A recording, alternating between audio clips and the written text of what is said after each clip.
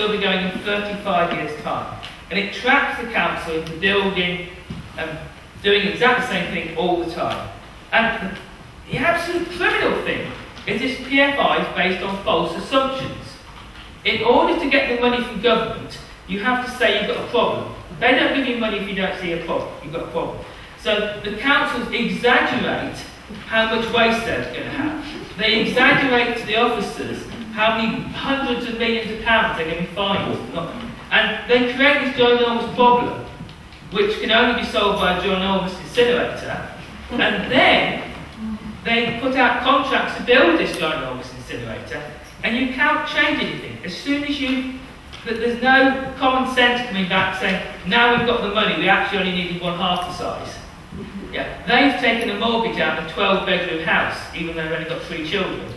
And yeah, they need to do that. There's no correction of, we're infertile now, we're not going to have all these children. It's exactly the same with waste. They think councils are going to do 2 or 3% waste each year, increasing.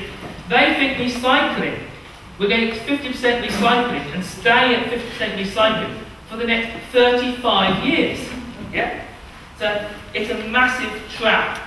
And £30 million a year will be the budget to start with for this PFI. It will be twice for Coventry.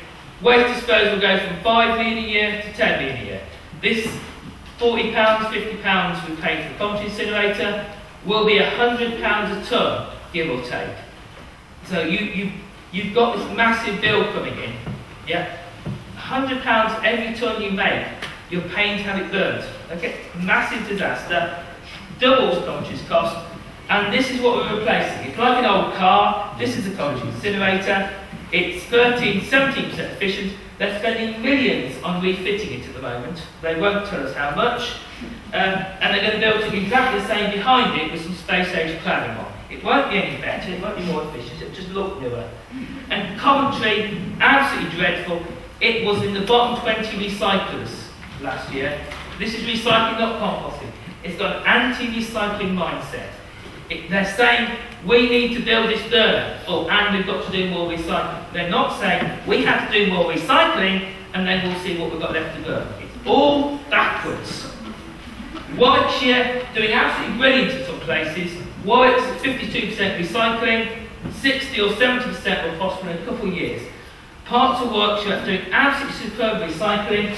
Warwickshire councillors wanted the recycling rate to be up to the PFI. They were stopped from doing it. Their officers said, we can't rework out all the numbers, you've got to stick with this plan. So absolutely corrupting. All the projections, they're just so far out. Even before they've signed the contract, they've got 50,000 tonnes less waste than they're supposed to according to their projections.